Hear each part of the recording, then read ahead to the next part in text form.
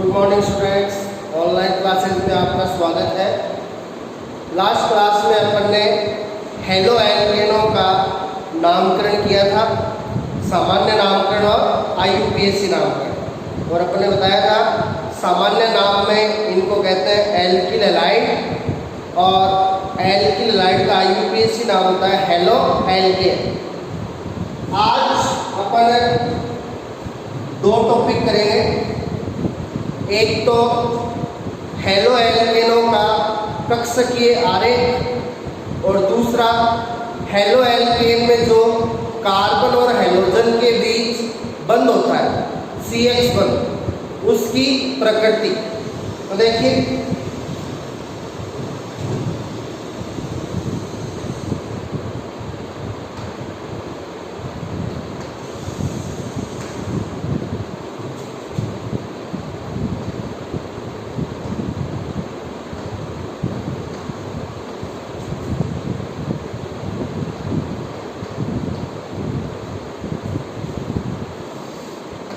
पहले अपन करते हैं हेलो एल्केन का कक्षकीय आरेख। ये क्वेश्चन है वो 2019 के एग्जाम में आया हुआ है। 2019 के एग्जाम में आया था।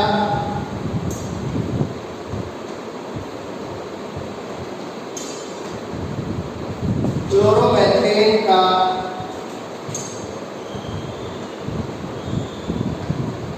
कक्षकीय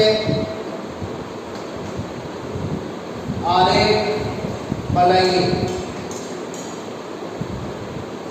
ये 1 नंबर का क्वेश्चन आया था। अब देखिए कक्षक यानी ऑर्बिटल,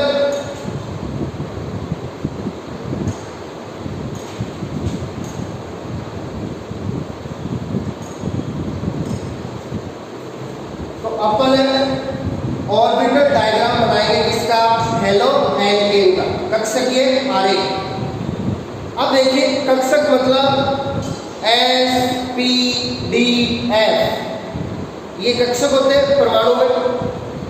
अब देखिए अपन ने बताया था कि हेलो एल्केन एक कार्बनिक यौगिक है और अपन ने बताया था कार्बन में केवल 3 प्रकार के संकरण होते हैं, sp, sp2, sp3।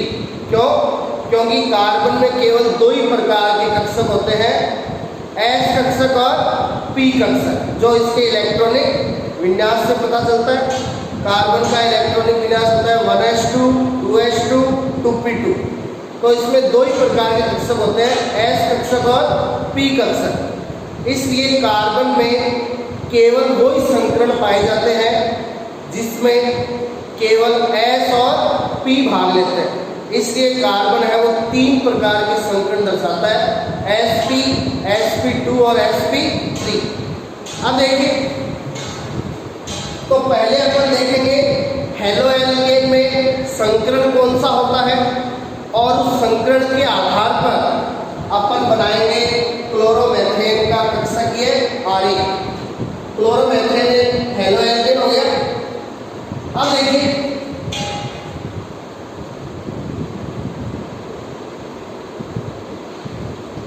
ये है अपना हेलो एल्केन।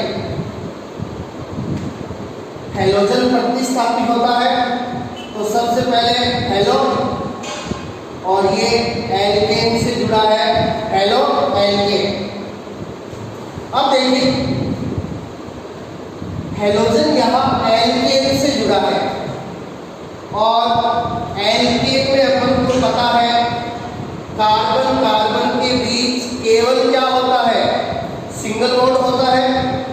और अपन ने बताया था जहां पे कार्बन के चारों संयोजकता केवल सिंगल बॉन्ड से कंप्लीट होती है, वहां कार्बन का संकरण होता है sp3।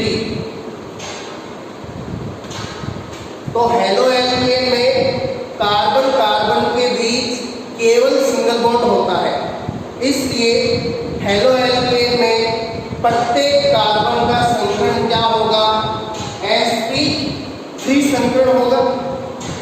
तो क्लोरोमेथेन है वहां पे भी संकरण कौन सा होगा, sp3। और अपन को पता है sp3 संकरण की ज्यामिति, sp3 संकरण की ज्यामिति होती है चतुष्फलकीय। sp3 संकरण की ज्यामिति कौन सी होती है, चतुष्फलकीय होती है। अब देखिए sp3 संकरण है, मतलब कार्बन के पास 4 sp3 संकरित कक्षक होंगे। देखिए यहां sp3 संकरण है। देखिए हम इसको किस प्रकार से बनाएंगे,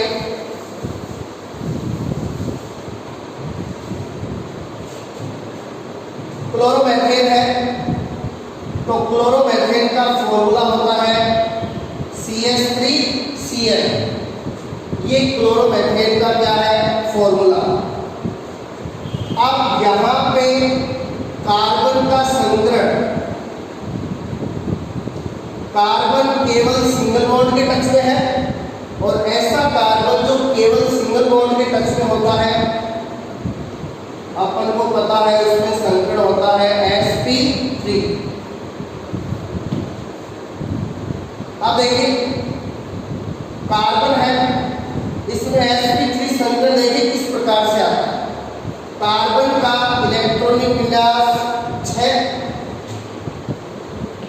कार्बन का परमाणु क्रमांक 6 होता है, तो इलेक्ट्रॉनिक विन्यास 1s2 2s2 2p2 ये हो गया। ये है कार्बन की सामान्य अवस्था, ये कार्बन की सामान्य अवस्था है। अब जब कार्बन हाइड्रोजन और क्लोरीन के साथ बंध बनाएगा तो वो अभिक्रिया की ऊर्जा ग्रहण करके क्या हो जाएगा, उत्तेजित। यहाँ कार्बन किस किस के साथ बंध बना रहा है, हाइड्रोजन और क्लोरीन के साथ। तो जब ये इनके साथ बंध बनाएगा तो अभिक्रिया की ऊर्जा ग्रहण करके क्या हो जाएगा, उत्तेजित हो जाएगा। अब देखिए ये है कार्बन की उत्तेजित अवस्था। अब उत्तेजित अवस्था में देखिए क्या होगा, अपन ले लेते हैं कार्बन का बाह्यतम कोष। कार्बन का बाह्यतम कोष है दूसरा, तो देखिए 2s, s में कक्षक केवल एक होता है और उसमें इलेक्ट्रॉन होते हैं 2 है, यहाँ पे 2 इलेक्ट्रॉन हो गए। p है, p में कक्षक होते हैं 3, px py और pz। तो ये 2p है तो 2px 2py 2pz। अब देखिए p में इलेक्ट्रॉन कितने हैं, 2। इन तीनों की ऊर्जा क्या है, समान, तो इनमें एक एक इलेक्ट्रॉन हो जाएगा। अब जब कार्बन उत्तेजित होगा तो क्या होगा, 2s से एक इलेक्ट्रॉन चला जाएगा खाली पड़े 2pz में। तो इसकी उत्तेजित अवस्था का इलेक्ट्रॉनिक विन्यास क्या हो जाएगा, यहाँ पे 2s में हो गया 1 इलेक्ट्रॉन और 2p में हो गए 3 इलेक्ट्रॉन। तो इसकी उत्तेजित अवस्था का इलेक्ट्रॉनिक विन्यास हो जाएगा 1s2 2s1 2p3। ये इसकी उत्तेजित अवस्था का इलेक्ट्रॉनिक विन्यास हो गया।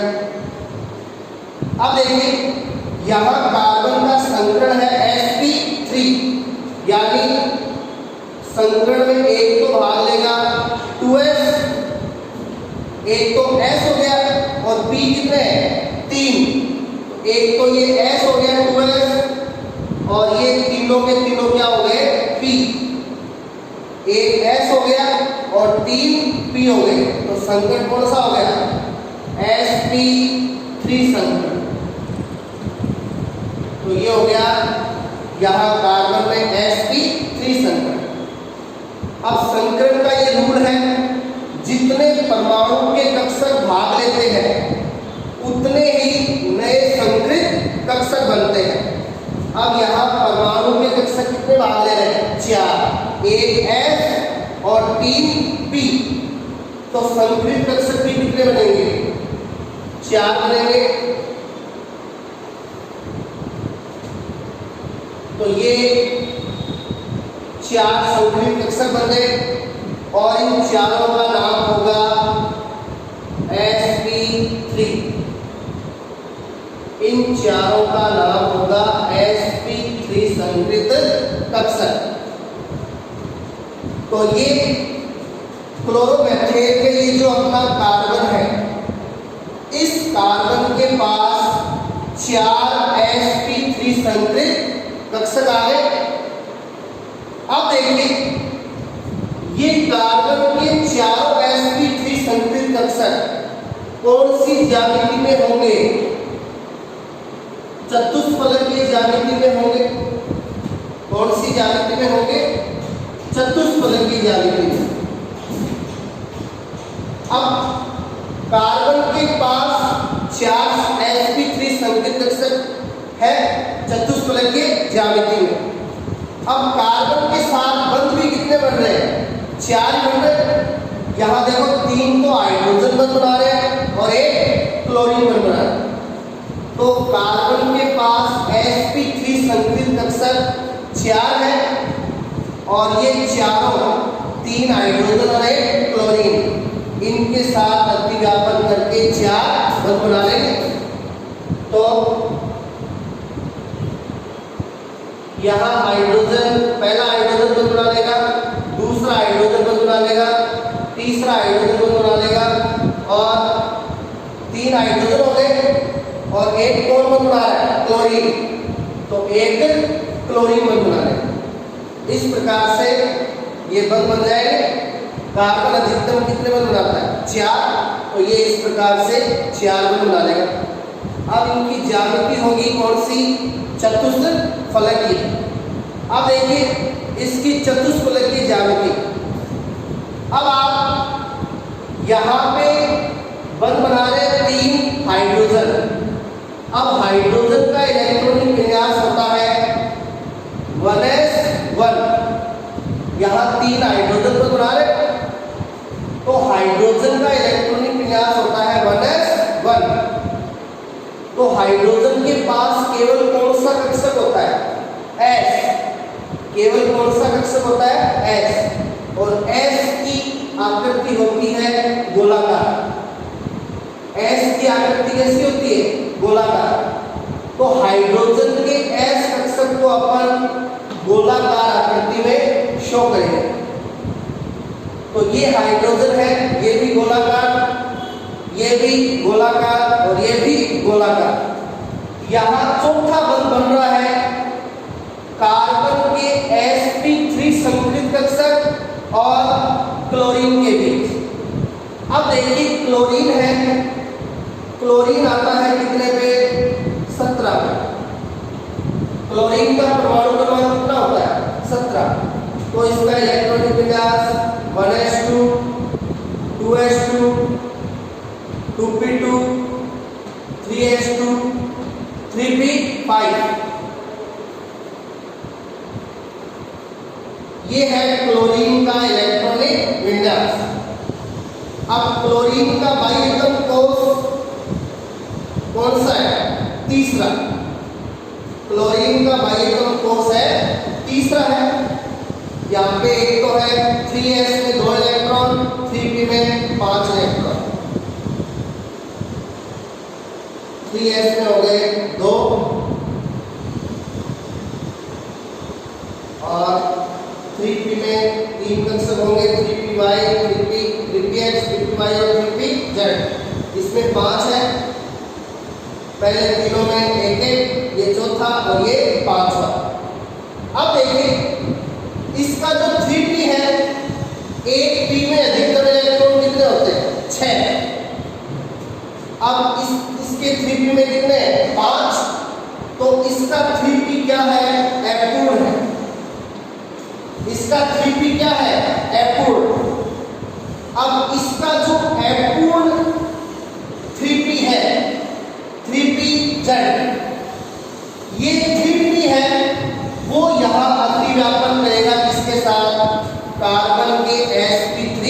संकरण के साथ। तो क्लोरीन का 3p कक्षक है वो अतिव्यापन करेगा कार्बन के sp3 संकरित कक्षक के साथ। अब p है, p की आकृति कैसी होती है? दमलाकार। p की आकृति कैसी होती है? दमलाकार। तो इसके कक्ष की आरेख में अपन जब क्लोरीन को दिखाएंगे तो क्लोरीन के p कक्षक को दिखाएंगे और उसकी ज्यामिति कैसी शो करेंगे? दमलाकार। तो ये तीनों हाइड्रोजन है, इनको तो गोलाकार शो करेंगे क्योंकि हाइड्रोजन में केवल S भाग लेगा, S की गोलाकार होती है। क्लोरीन का भाग लेगा 3p और p की ज्यामिति होती है दमलाकार, इसलिए क्लोरीन को शो करेंगे दमलाकार। अब देखिए, अब अपन बनाते हैं क्लोरोमेथेन का कक्षकीय आरेख।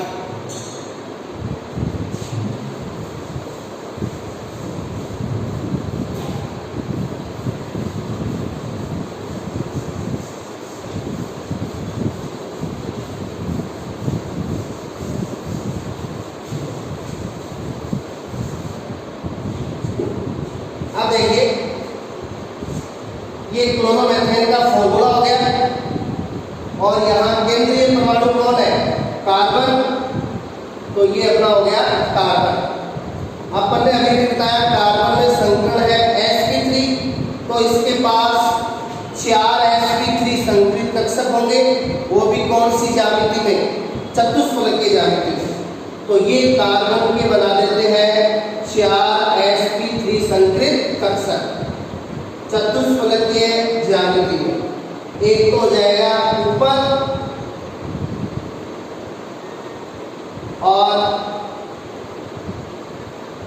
3 हो जाएंगे नीचे। अब देखिए, ये कार्बन के हो गए 4 sp3 संकरित कक्षक,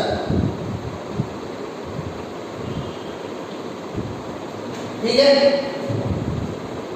अब यहाँ कार्बन के साथ 3 तो हाइड्रोजन बंध बना रहे हैं और एक क्लोरीन बंध बना रहे हैं। अपन ने कहा था हाइड्रोजन में केवल S कक्षक होता है, तो हाइड्रोजन को गोलाकार रूप में शो करेंगे। तो देखिए,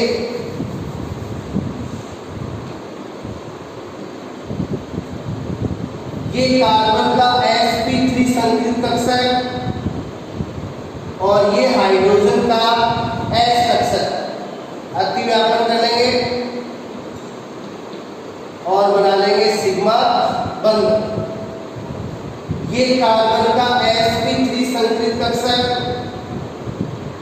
और दूसरे हाइड्रोजन का गोलाकार S कक्षक, ये भी अतिव्यापन करके बना लेंगे सिग्मा बंध। ये कार्बन का sp3 संकरित कक्षक और ये हाइड्रोजन का गोलाकार S कक्षक, ये भी बना लेंगे सिग्मा बंध। तो 3 हाइड्रोजन ने कार्बन के sp3 संकरित कक्षकों के साथ बंध बना लिया। अब देखिए, कार्बन का तो sp3 संकरित कक्षक है और हाइड्रोजन का है S कक्षक, तो इन तीनों के अतिव्यापन का नाम क्या हो गया? sp3 S अतिव्यापन। तो इनका अतिव्यापन हो गया sp3 S अतिव्यापन। समझिए, कार्बन का तो है sp3 संकरित कक्षक, तो कार्बन का sp3 हो गया और हाइड्रोजन के कौन से कक्षक है? S1s, तो ये हो गया S, तो अतिव्यापन हो गया sp3 S अतिव्यापन। अब देखो, कार्बन का बच गया चौथा sp3 संकरित कक्षक, जिसके साथ बंध बनाएगा कौन? क्लोरीन। कौन बनाएगा? क्लोरीन। और आपने बताया था क्लोरीन का इलेक्ट्रॉनिक विन्यास, क्लोरीन 17 पे आता है 1s2 2s2 2p6 3s2 3p5। अब यहाँ बाइटम कोस 3s 3p। अब ये जो F2P है, ये F2 P है वो यहाँ बंध निर्माण में भाग लेगा और P की आकृति होती है डबलाकार। तो यहाँ पर क्लोरीन का डबलाकार 3p कक्षक है वो शो करेंगे। तो ये क्लोरीन का 3p कक्षक हो गया डबलाकार ज्यामिति में, और ये कार्बन का sp3 संकलित कक्षक। ये अतिव्यापन कर लेंगे और बना लेंगे चौथा सिग्मा बंध। इस प्रकार क्लोरोमेथेन में कार्बन का sp3 संकरण और ये कार्बन के 4 sp3 संकलित कक्षक हो गए चतुष्फलकीय ज्यामिति में। 3 के साथ को बंध बना लिए 3 हाइड्रोजन ने sp3 s अतिव्यापन द्वारा, और चौथे sp3 संकलित कक्षक के साथ को बना लिया क्लोरीन ने। अब यहाँ पे देखो अतिव्यापन कौन सा है, कार्बन का तो है sp3 संकलित कक्षक और क्लोरीन का है p कक्षक। तो यहाँ अतिव्यापन होगा sp3p अतिव्यापन, यहाँ अतिव्यापन होगा sp3p अतिव्यापन। तो ये कक्षकीय आरेख हो गया किसका, क्लोरोमेथेन का। ये 2019 में 1 नंबर का क्वेश्चन आया। केवल क्या बनाना था, ये आरेख बनाना था। तो अपन ने पूरा समझा दिया कि ये आरेख है वो किस प्रकार से बनता है।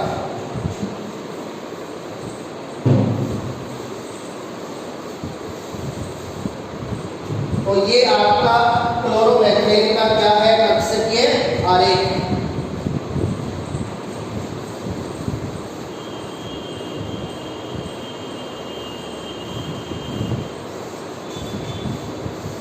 यहाँ कार्बन ने 3 सिंगल बॉन्ड, सिग्मा मतलब सिंगल बॉन्ड, 3 सिंगल बॉन्ड तो बना रखे हैं हाइड्रोजन के साथ और एक बना रखा है क्लोरीन के साथ, क्योंकि क्लोरोमेथेन का सूत्र होता है CH3Cl। ठीक है।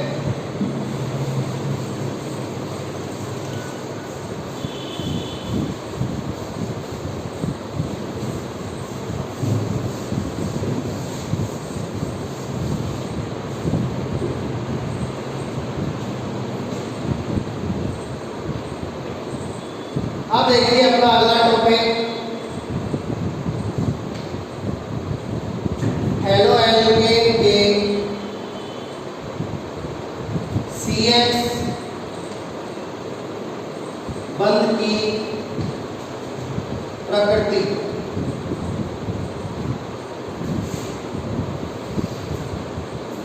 अब देखिए हेलो एल्केन होता है RH।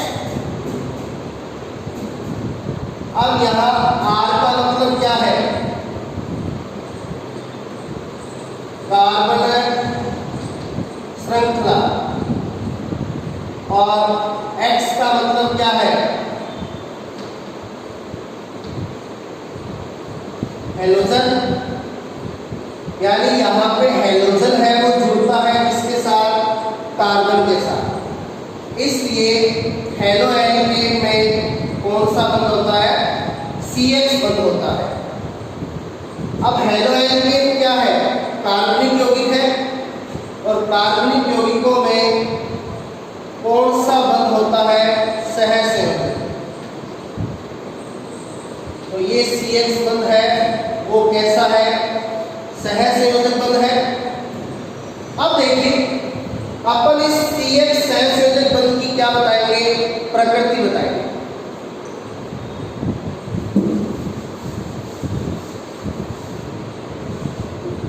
तो हेलो एल्केन का जो CH बंध है उसकी ध्रुवीय प्रकृति होती है।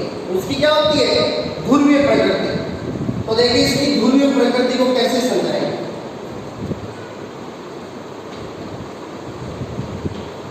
अपने पास ऐसे क्वेश्चन आ जाएगा, हेलो एल्केन के CH बंध की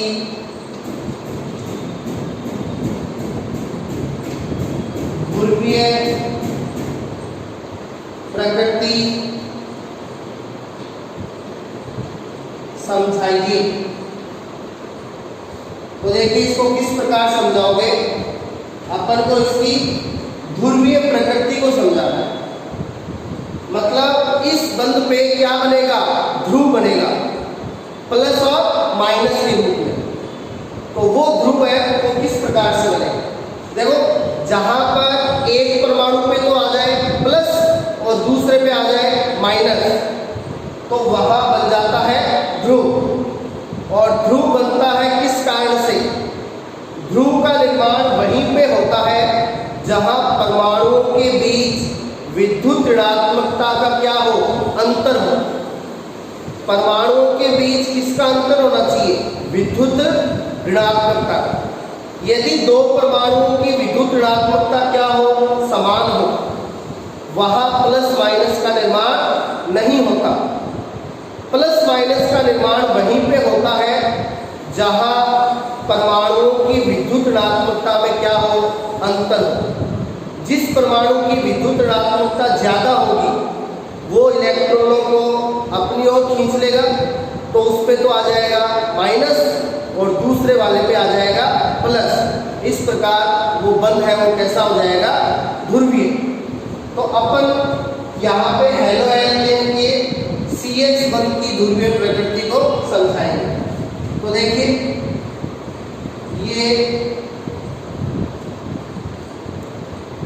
ये हैलोजन का कार्बन हो गया और ये इसके साथ जुड़ा है हैलोजन। अब हैलोजन के रूप में अपन ले लेते हैं क्लोरीन। हैलोजन के रूप में क्या ले लेते हैं, क्लोरीन। अब देखिए कार्बन की विद्युत ऋणात्मकता होती है 2.5। कार्बन की विद्युत ऋणात्मकता 2.5 या 2.6 की लिखी हुई मिलती है। अब देखिए कार्बन की विद्युत ऋणात्मकता होती है 2.5 और क्लोरीन की विद्युत ऋणात्मकता होती है 3.2। तो कार्बन की 2.5 है विद्युत ऋणात्मकता। विद्युत ऋणात्मकता मतलब इलेक्ट्रोनेगेटिविटी। इलेक्ट्रोनेगेटिविटी, इलेक्ट्रो का आ गया E, नेगेटिविटी का आ गया N। अब विद्युत ऋणात्मकता की परिभाषा क्या होती है, किसी परमाणु द्वारा इलेक्ट्रॉनों को अपनी ओर आकर्षित करने की क्षमता, यानी जिसकी विद्युत ऋणात्मकता ज्यादा होगी वो इलेक्ट्रॉनों को अपनी ओर क्या कर लेगा, आकर्षित कर लेगा। अब देखिए तो इन दोनों की विद्युत ऋणात्मकता में क्या है, अंतर है। कितना अंतर है, इसकी 2.5 है, इसकी 3.2 है। यहाँ विद्युत ऋणात्मकता का अंतर है 0.7 का। तो यहाँ विद्युत ऋणात्मकता का अंतर 0.7 का आ गया। अब विद्युत ऋणात्मकता में अंतर आ गया तो देखिए क्लोरीन की विद्युत ऋणात्मकता ज्यादा है, तो ये इस बंध के इलेक्ट्रॉन अपनी ओर खींच लेगा। तो ये बंध के इलेक्ट्रॉन किसकी तरफ चले जाएंगे, क्लोरीन की तरफ। अब क्लोरीन की तरफ क्या जा रहे हैं, इलेक्ट्रॉन जा रहे हैं। और अपन को पता है इलेक्ट्रॉन पे आवेश क्या होता है, माइनस। तो क्लोरीन की तरफ क्या चला गया, माइनस चला गया। इसलिए क्लोरीन पर आ जाएगा आंशिक माइनस और कार्बन पे आ जाएगा आंशिक प्लस। तो यहाँ ध्रुव का निर्माण हो गया। हैलोजन पे आंशिक माइनस आ जाता है क्योंकि हैलोजन की विद्युत ऋणात्मकता ज्यादा होती है, और कार्बन पे आंशिक प्लस आ जाता है क्योंकि कार्बन की विद्युत ऋणात्मकता कम होती है। तो इस प्रकार हैलोजन में जो CH बंध होता है उसकी प्रकृति कैसी होती है, ध्रुवीय। तो ये अपना हो गया ध्रुवीय CH बंध। अब ये जो CH बंध की ध्रुवीय प्रकृति है,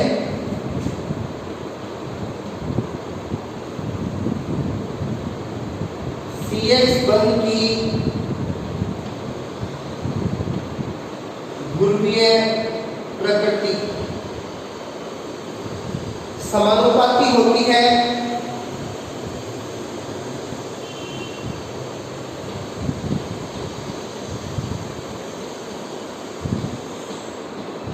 विद्युत ऋणात्मकता में अंतर की, यानी कार्बन और हाइड्रोजन के बीच विद्युत ऋणात्मकता में अंतर जितना ज्यादा होगा, इस CH बंध की ध्रुवीय प्रकृति उतनी ही ज्यादा होगी। तो देखिए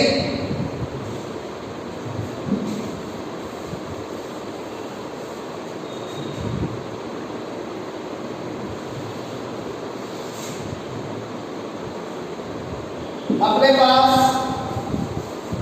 हैलोजन कितने हैं? 4, जो आवर्त सारणी के 7वें वर्ग में आते हैं। और ये हैलोजन है फ्लोरीन, क्लोरीन, ब्रोमीन, आयोडीन। ये अपने चारों हैलोजन हो गए। फ्लोरीन का परमाणु क्रमांक 9, क्लोरीन का 17, ब्रोमीन का 35, आयोडीन का 53। तो ये हैलोजन हो गए। अब देखिए अपन को पता है इसी वर्ग में ऊपर से नीचे जाते हैं, इसी वर्ग में ऊपर से नीचे जाते हैं, तो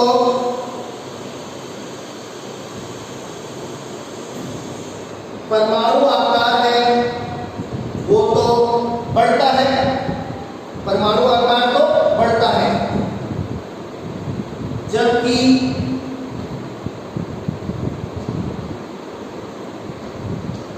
विद्युत ऋणात्मकता है वो घटती है। ये अपन 11th में बता चुके हैं आवर्त सारणी वाले लेसन में। वहां परमाणु आकार भी बताया था और विद्युत ऋणात्मकता भी बताई। तो वर्ग में ऊपर से नीचे जाते हैं तो परमाणु आकार तो बढ़ता है और विद्युत ऋणात्मकता घटती है। तो इस आधार पर परमाणु आकार तो सबसे ज्यादा किसका? आयोडीन का।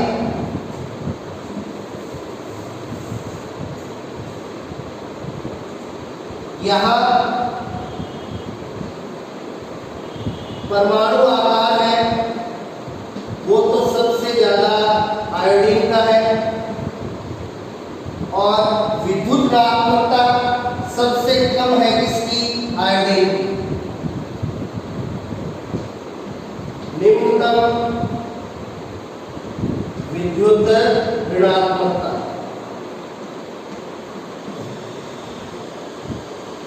और फ्लोरीन है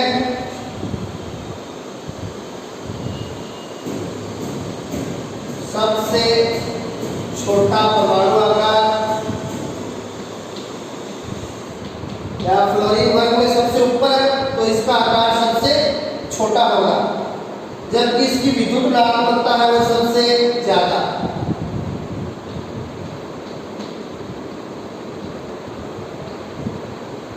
विद्युत ऋणात्मकता सर्वाधिक। अब देखिए फ्लोरीन है, इसकी विद्युत ऋणात्मकता सबसे ज्यादा है और जैसे जैसे नीचे जाएंगे विद्युत ऋणात्मकता क्या होती जाएगी? कम, और आयोडीन की सबसे कम होती है। तो अपने पास देखिए हैलोजन 4 है, हैलोजन 4 है तो CH बंध में कितने होंगे? 4 होंगे। तो ये CH बंध है वो इस प्रकार है। पहले तो कार्बन के साथ जोड़ दिया फ्लोरीन को, फिर कार्बन के साथ जोड़ देंगे क्लोरीन को, फिर कार्बन के साथ जोड़ देंगे ब्रोमीन को और फिर कार्बन के साथ जोड़ देंगे आयोडीन को। अब देखिए कार्बन तो चारों, ये अपने 4 CH बंध हो गए। कार्बन तो कॉमन है और बारी बारी चारों हैलोजनों को लेंगे। अब कार्बन की विद्युत ऋणात्मकता है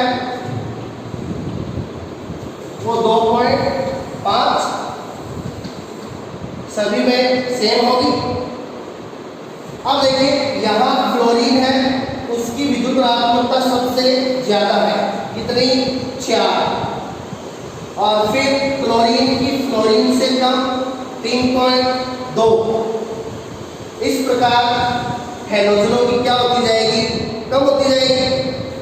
अब यहाँ विद्युत ऋणात्मकता में अंतर सबसे ज्यादा है 2.5, इसकी 4, तो विद्युत ऋणात्मकता में अंतर हो गया 1.5 का।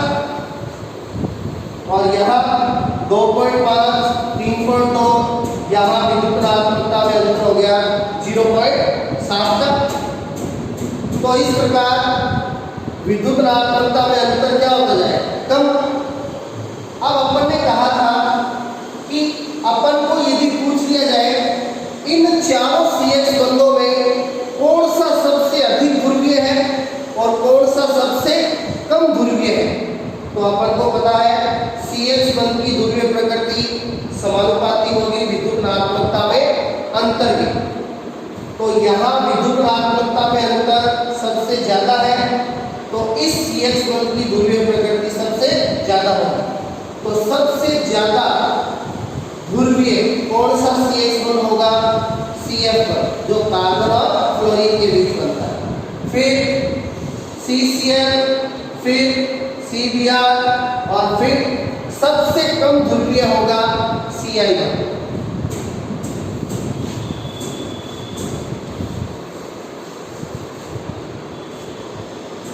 तो ये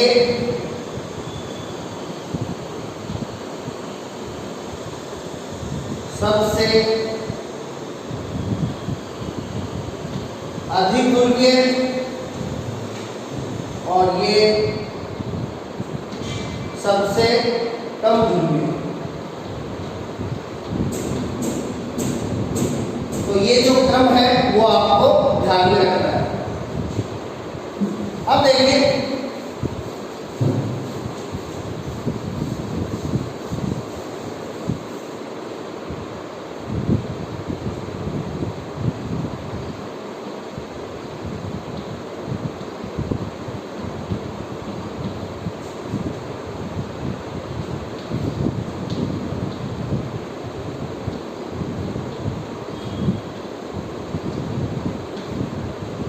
अपन ने 11वीं में पढ़ा था कि बंध लंबाई है वो व्युत्क्रमानुपाती होती है किसके, बंध प्रबलता के।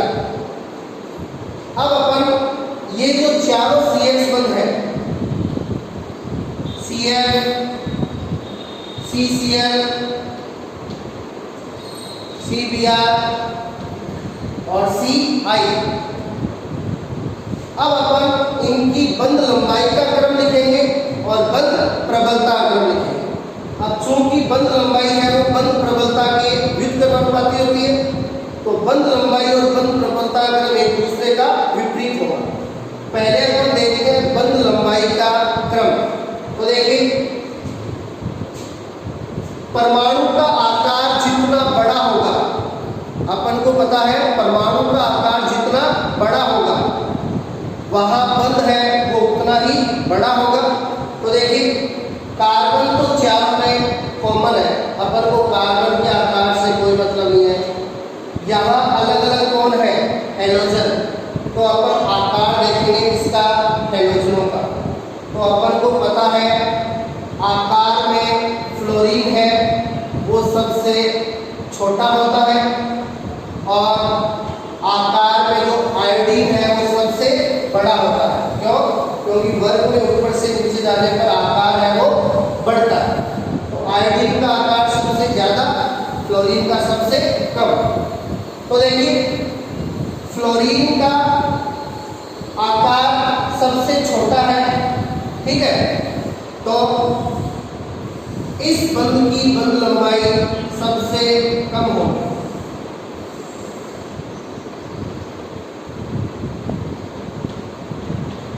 तो इस बंध की बंध लंबाई सबसे कम होगी क्योंकि फ्लोरीन का आकार सबसे छोटा होता है। और यहाँ सबसे बड़ा बंध कौन सा होगा, Ci बंध, क्योंकि यहाँ आयोडीन है और आयोडीन का आकार हैलोजनों में सबसे बड़ा होता है।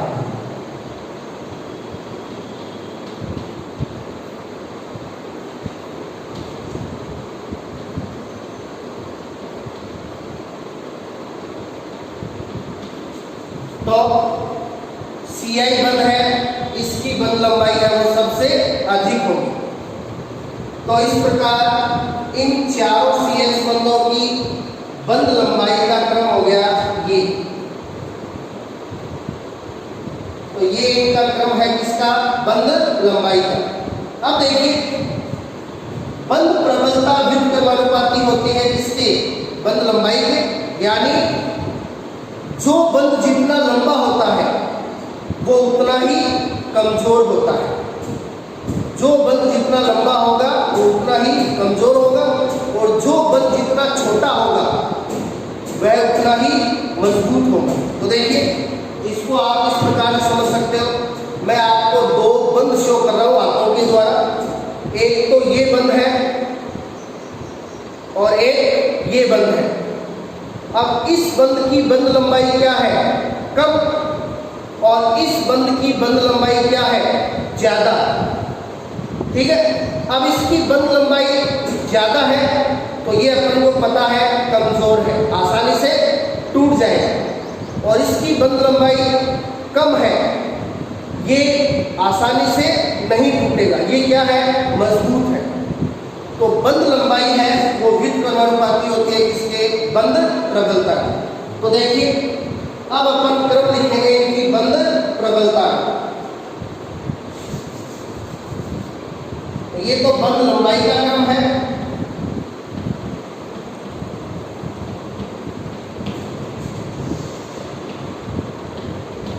अब इनकी बंध प्रबलता क्रम लिखेंगे।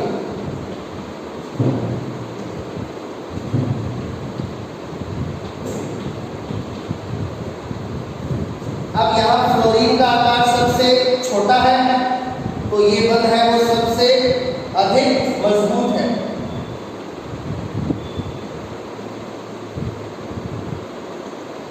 तो सर्वाधिक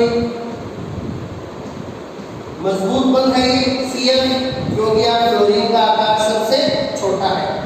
तो फ्लोरीन सबसे छोटा है तो यहाँ बंध भी क्या बनेगा? छोटा बनेगा, और छोटा बंध है वो अधिक मजबूत होता है। यहाँ आयोडीन का आकार सबसे बड़ा है तो ये बंध है वो लंबा बनेगा, और लंबा बंध है वो कमजोर होता है। तो ये सर्वाधिक कमजोर। ठीक है। अब देखिए तो इनकी बंध प्रबलता क्रम है वो इस प्रकार हो जाएगा। सबसे अधिक मजबूत Cf, फिर CCl, फिर CBr, और सबसे कमजोर CI बंध। तो ये बंध लंबाई के क्रम से क्या हो गया? उल्टा। बंध प्रबलता का क्रम। तो अपन को पूछ लिया जाए कौन सा CH बंध है वो आसानी से टूटेगा, तो अपन बता सकते हैं CI बंध है। CI बंध है वो सबसे आसानी से टूटेगा, क्योंकि ये सबसे कमजोर होता है। क्यों? क्योंकि आयोडीन का आकार बड़ा है और ये बंध है वो लंबा बनेगा, और लंबा बंध क्या होता है? कमजोर। अपन को पूछ लिया जाए कि कौन सा हैलोएल्केन अधिक क्रियाशील होता है। अब जिसका बंध जल्दी टूटेगा वो अधिक क्रियाशील होगा। जिसका बंध है वो जल्दी टूटेगा वो उतनी ही जल्दी क्या करेगा? क्रिया। तो यहाँ CI बंध है वो सबसे कमजोर होता है, इसलिए आयोडोएल्केन है वो हैलोएल्केनों में सबसे अधिक क्रियाशील होता है।